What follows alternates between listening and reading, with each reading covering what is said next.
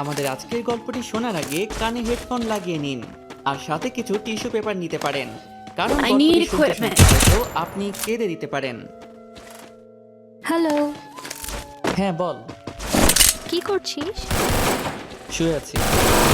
দুপুরে খেয়েছিস? না, কেন? টাকা নেই কাছে আর মেসে মেন নাই। শয়তান, বিকেল হয়ে গেছে, এখনো খাসনি? তাড়াতাড়ি বাইরে আয়। ছেলেটির নাম শুভ Help আর me. মেয়েটির নাম নীলা। First শুভ জানে blood. না গেলে সুনামি বয়ে যাবে, তাই আসতেছি বলেই রেডি হয়ে বাইরে গেল। একটু পরে দেখলো প্রাইভেট করে চলে এলো। তারপর শুভকে তুলে রেস্টুরেন্টে নিয়ে গেল। শুভ একা খাচ্ছে আর নীলা ফোনে গিয়ে শুভর খাওয়া দেখছে। এভাবে আর কতদিন? কি কতদিন? Double কি কতদিন kill. বুঝিস না? আমার টাকায় আর কতদিন এভাবে চালাবি বল? আমার একমাত্র বইয়ের বাপের টাকায় খাবো, তো এতে কিপটামির কি আছে? এই কথা বলেই শুভ আবার খাওয়ায় মন দিল আর নীলা রাগটাকে কন্ট্রোল করার চেষ্টা করছে। খাওয়া শেষ হলে বিলটা দিয়ে লেগে পারে চলে গেল। চুপচাপ বসে আছে।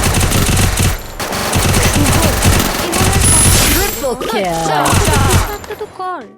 যেদিন আমি থাকবো না, কিভাবে চলবি তুই? দেখ নীলা, একটু কথা বলতে পারবো? তোর মতো একটা লক্ষ্মী বউ থাকতে কি অন্য কিছু করা লাগে? আর তোর বাবার অনেক টাকা, এগুলো খেয়েই তো দুজনে শেষ করতে পারবো না। I need বউয়ে equipment. গেছে, তোর মতো ছেলের বউ I হতে? need equipment. হবি তো হবি, তুই আমার বউ হবি বলে দিলাম। দেখ শুধু, এসব কথা না বলে একটা I চাকরি need কর। equipment. না হলে অন্তত কয়েকটা টিউশনি তো করা যেতেই পারে। এভাবে আমার ভয় Need করে। equipment. আমি না থাকলে তোর কি হবে বল? দেখ, এসব চাকরি বাকরি আর টিউশনি কোনোটাই আমার দ্বারা হবে না, এমনই ভালো আছি। পরে বুঝবি এর মজা। কথাটি বলেই রেগে নীলা উঠে চলে আসছে আর শুভ উঠে পিছু নিল ওর। এই চলে যাবি যা, আমার যাওয়ার ভাড়াটা তো দে। দিতে পারবো না, পারলে হেঁটে যা। ওকে, গেলাম। কথাটি বলেই শুভ হাঁটা শুরু করে আর নীলা গাড়িতে উঠে যায়। কিছুক্ষণ পর নীলার গাড়ি শুভর কাছে Help এনে me. কাজটা নামিয়ে 1000 টাকার একটা নোট শুভকে দিয়ে বলল, গাড়িটা চলে গেল Help আর me. শুভ দাঁড়িয়ে মুচকি মুচকি হাসছে। এই 4টা বছরে Help শুভ me. এই দিয়ে First blood. 1,40,417 টাকা নিয়েছে। নোটটা না ভাঙিয়ে হাঁটতে হাঁটতে শুভ Help me. ম্যাচে চলে আসে। এবারে Hey there. পরিচয়টা দেই। বড়লোক বাবার একমাত্র মেয়ে, তবে বড়লোক হলেও ওর মতো মেয়ে হয় না। রাগী হলেও মনটা খুব নরম আর ছেলে। Double kill. মা Triple kill.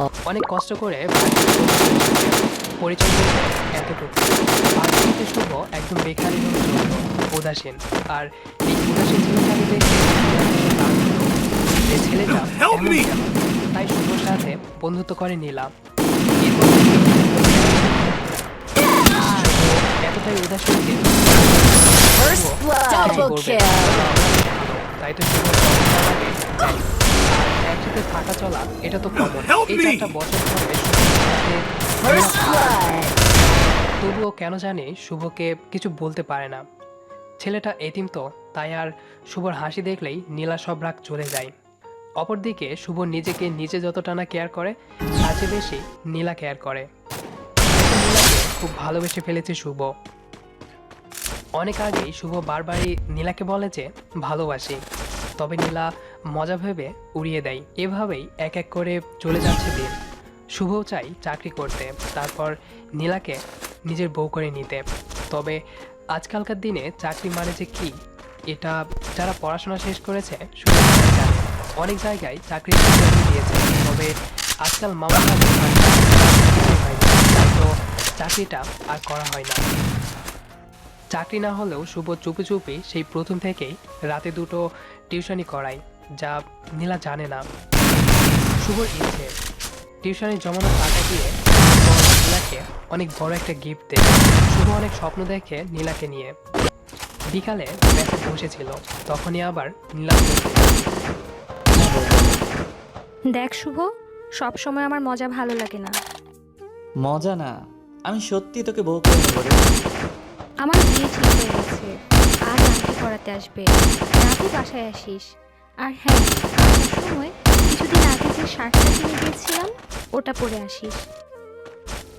নীলার মুখে আংটি পরানোর কথা শুনেই বুকটা কেমন যেন হয়ে ওঠে শুভর। শুভ ভাবে এটা কি করে হয়? আমি যে নীলাকে ভালোবাসি, সেই নীলাকে শুধু আমার বউ হলেই মানাই। না না, এটা হতে পারে না। রাতে শুভ নীলাদের বাসায় আসে, এসেই দেখে অনেক মেহমান বসে আছে। এর আগে শুভ এসেছে এই বাড়িতে। শুভকে দেখেই নীলা একটা মুচকি হাসি দেয়, তবে শুভর ভিতরে তোলপাড় শুরু হয়ে গেছে। শুভ অপলকভাবে তাকিয়ে আছে নীলার দিকে। আজ অনেক সুন্দর লাগছে নীলাকে। ছেলেটা নীলার হাত ধরে আংটি পরাতে যাবে, তখনই শুভ ছেলেটার কাছে গিয়ে কলারটা ধরে বলল, এই, তোর সাহস কি করে হয় আমার পরিটাকে আংটি পরাস?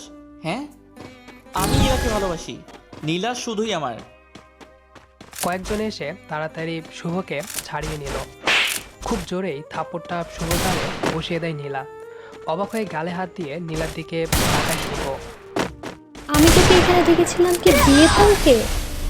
আমি তোকে ভালোবাসি নীলা। আবার কষে থাপ্পড় বসিয়ে দেয় শুভর গালে। আমি তোকে শুধু বন্ধু ভাবতাম, আর তুই এই প্রতিদান দিলি? ভুলে যাস না শুভ, তুই একটা এতিম।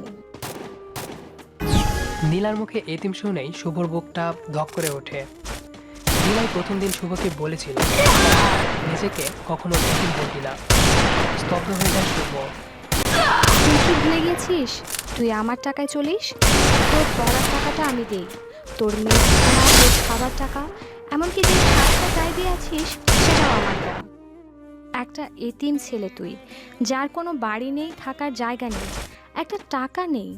তোর মতো ছেলেকে এতদিন আমি সাহায্য করেছি কি শেষমেশ আমার পরিবারকে তুই ছোট করবি এই জন্যে? তোর টাকা লাগবে তো নে, দিচ্ছি, দাঁড়া। বলেই নীলা ঘর থেকে একটা বান্ডিল এনে শুভর পায়ের কাছে ফেলে দিল। নে টাকাটা রাখ, তবু এখান থেকে চলে যা, চলে যা আমার সামনে থেকে। আর কোনোদিন যেন তোর ওই নির্লজ্জ মুখটা আমার না দেখে। শুভ টাকাটা তুলে নিল, তারপর টাকাটা নীলার হাতে তুলে দিয়ে বলল, আমাকে মাফ করিস রে, আমি বুঝিনি যে এমনটা হয়ে যাবে। ছেলেটার কাছে এগিয়ে যায় শুভ। তারপর ছেলেটির পা জড়িয়ে ধরে বলে, ভাই, আমাকে মাফ করে দে। তারপর আবার নীলার কাছে এসে বলে, আসলে আমি তো ভুলেই গেছিলাম যে আমি এতিম। আমি ভুলেই গেছিলাম যে আমি তোর টাকাতে চলি। আমার যা আছে সব তো তোর টাকাতেই কেনা।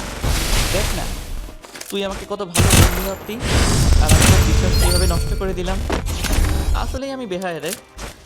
টাকাটা দেওয়া লাগবে না, এমনিতে যে টাকা দিয়েছি সেটাই সারা জীবন তোর কামলা খাটলেও শোধ হবে না। নীলার বাবার হাতটা ধরে শুভ বলল, চাচা, আপনাদের শুভ কাজে বাধা দেওয়ার জন্য মাফ করবেন। আর নীলা শোন, তুই যতই আমার মুখটা না দেখে যা, আমি তোর বিয়েতে ঠিকই আসবো। বলে শুভ চলে গেল। মেসে এসে বসে আছে শুভ। প্রথম নিজেকে এতিম মনে হচ্ছে। আসলে নীলাকে নিয়ে একটু বেশি স্বপ্ন সাজানো হয়ে গেছিল, তাই তো কষ্টটা একটু বেশি লাগছে। সারা রাত একটুও চোখের পাতা এক করতে পারেনি শুভ। পরের দিন ব্যাংকে গিয়ে টিউশনির জমানো টাকাটা তুলে নেয় শুভ। তারপর শপিং সেন্টারে গিয়ে খুব সুন্দর দেখে নীলার জন্য একটা নীল শাড়ি কিনে শাড়িটা গিফট পেপার দিয়ে প্যাকিং করে নেয়। তারপর আবার মেসে ফিরে আসে। কালকে নীলার বিয়ে, সারা বাড়িতে হই হুল্লোড় চলছে। খুব খুশি সবাই।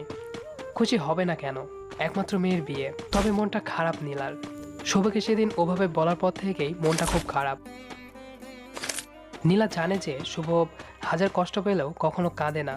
মুচকি হাসির আড়ালে কষ্ট খুব করে লুকাতে পারে। নীলা ভাবে কালকে বিয়েতে আসলেই ওকে সরি বলে নেবে। আর নীলা ছাড়া তো ওর কেউ নেই। বিয়ের পরও না হয় ওকে দেখবে। পরের দিন রাত 8টা, শুভ নীলাদের বাড়ির গেটে দাঁড়িয়ে আছে, হাতে নীলার জন্য কেনা গিফটটা। শুভকে দেখেই গেটের দারোয়ান চাচা বলল, আরে বাবা, বাইরে দাঁড়িয়ে যে, ভেতরে চলো। না চাচা, অনেক কাজ আছে। এটা ধরুন, এটা নীলার হাতে দিয়ে বলবেন আমি দিয়েছি। আর আজ খুলতে মানা করবেন, বলবেন যেন বিয়ের পর খোলে। সে কি বাবা, তুমি যাবে না ভেতরে? না চাচা, অনেক তাড়া আমার। আমি এখন তাহলে আসি, কেমন? ভালো থাকবেন। পিছু ফিরে হাঁটা শুরু করে শুভ। কি মনে করে যেন বাড়িটার দিকে তাকায়। দোতলা বাড়িটা অনেক সুন্দর করে সাজানো হয়েছে। শুভর বড্ড ইচ্ছে করছে ভেতরে গিয়ে নীলাকে বইয়ের সাজে দেখতে। তবে নীলাকে সেদিন খুব সহজেই বলে দিয়েছে তাকে আর দেখতে চায় না নীলা। তাই তো শুভর শেষ ইচ্ছুটুকুও হাসির মাঝে চাপা দিয়ে পিচ ঢালা রাস্তা দিয়ে হেঁটে চলেছে। পকেট থেকে ভাঙ্গাচোরা বাটন ফোনটা বের করে। শুভর ফোনটা ভাঙ্গা হলেও ডিসপ্লেতে নীলা ছবিটা অনেক সুন্দর মানিয়েছে। ব্যাটারিটা খুলে সিমটা বের করে, তারপর ভেঙে পাশে ঝোপে ফেলে দেয়। সঙ্গে সঙ্গে পুরো পৃথিবীর সাথে যোগাযোগ বিচ্ছিন্ন হয়ে যায় শুভর। যার পৃথিবীতে আপন বলতে কেউ নেই, তার জন্য আপাতত কেউ কষ্ট পাবে না। একজন আপন ছিল, সেও এখন অন্য কারোর হয়ে গেছে। হাসতে হাসতে আধারের মাঝে মিলিয়ে যায় শুভ। অপরদিকে নীলা বিয়ে বাড়িতে ঘুরছে, দাঁড়ানোর কাছে এসে গিফটটা নীলার হাতে দিয়ে বলল, মামনি, এটা শুভ বাবা দিয়েছে। শুভ দিয়েছে? কোথায় ও? বললো কি যেন কাজ আছে, তাই চলে গেল। ও আচ্ছা, দেন চাচা। মামনি, এটা শুভ আজ খুলতে মানা করেছে, পর খুলতে। আচ্ছা ঠিক আছে। নীলা ভাবে শুভ অভিমান করে আছে, তাই পরে অভিমান ভাঙাবে ভেবে মন থেকে সব ঝেড়ে ফেলে। বিয়েটা খুব ধুমধাম করেই হয়ে যায়। পরের কয়েকটা দিন এখানে ওখানে যেতে যেতেই কেটে যায় নীলার। নীলা ভুলেই যায় শুভর কথা। রাতে কাপড় গোছাচ্ছে নীলা, ঠিক তখনই লাগেজ থেকে শুভ দেওয়া গিফটটা বেরিয়ে আসে। তাড়াতাড়ি নীলা খুলে দেখে খুব সুন্দর একটা নীল শাড়ি। মুচকি হাসে নীলা আর ভাবে পাগলটার চয়েস আছে। শাড়িটা তুলতেই একটা ছোট্ট প্যাকেট বেরিয়ে আসে। প্যাকেটটা খুলতেই নীলা অবাক হয়ে যায়। অনেকগুলো টাকা, সাথে একটা কাগজ। তাড়াতাড়ি কাগজটা খুলে নীলা পড়তে শুরু করলো। কি রে, কেমন আছিস বউ? রাগ করিস না, তোকে বউ বলেছি বলে। কি করব বল, অনেক যে ভালোবাসি তোকে। জানিস তো, আমি ইচ্ছা করেই তোর থেকে টাকা নিতাম। তোর থেকে আমি মোট 1,25,417 টাকা নিয়েছিলাম। এখানে টাকাটা আছে। ভাবছিস এত টাকা কোথায় পেলাম? তোকে না বলে 2টো টিউশনি করাতাম রে, সেটা থেকেই জমিয়ে তোর জন্য রেখেছিলাম। ভেবেছিলাম তোর সাথে আমার বিয়ে হলে তোকে এটা দিব, কিন্তু তা তো হলো না। তাই তোর বিয়েতে এটা দিলাম। কোনোদিন তো তোকে কিছু দিতে পারিনি, বেহায়ের মতো শুধু নিয়েইছি। তাই প্রথম শেষ একটা গিফট দিলাম। শাড়িটা তো ভালো হচ্ছে না রে, কী করবো বল? তুই তো জানিসই আমার চয়েস খারাপ। তুই শাড়িটা পরিস কেমন? আর তুই বলেছিলি না কোনো দিন আমার মুখ দেখতে চাস না। একদম টেনশন নিস না, আর কোনো দিন tension হবে না। জানিস তো, তোর সাথে চলতে চলতে Double kill. তুই ছাড়া আমার কেউ নেই। তবে সেদিন আমাকে এতিম বলে মনে করিয়ে দিলি, অনেক অনেক ধন্যবাদ তোকে। শেষ পর্যন্ত নিজের ভুলে এই এতিমটার আর কেউ রইল না রে, তাই পুরো পৃথিবীর থেকে সংযোগটা বিচ্ছিন্ন করে নিলাম। পারলে মাফ করে দিস কেমন? আর কোনো দিন তোর বেহায়াটার মুখ দেখতে হবে না। দোয়া রইল তোদের সাংসারিক জীবন সুখের হোক। ভালো থাকিস বউ। যদি কখন আবার হয় দেখা, যদি পথ দুটো না হয় একা, তাহলে রোজ রাতে আমি তোর ইশারায়। চিঠিটা পড়ে চোখের সামনে তাড়াতাড়ি ফোনটা নিয়ে ফোন দেয়। ওপাশ থেকে সুন্দরভাবে ভেসে আসছে, এই মুহূর্তে আপনার কাঙ্ক্ষিত নম্বরে সংযোগ করা সম্ভব হচ্ছে না। হু হু করে কেঁদে ওঠে নীলা। তাকে গাড়ি নিয়ে বেরিয়ে পড়ে শুভকে খুঁজতে। সারা শহর খুঁজেও আর পায় না। সে যে না ফেরার দেশে গল্প অনেক কেঁদেছে। আপনি কেন? আমাকে যাই হোক, আর নিয়মিত এমন গল্প শুনতে সাবস্ক্রাইব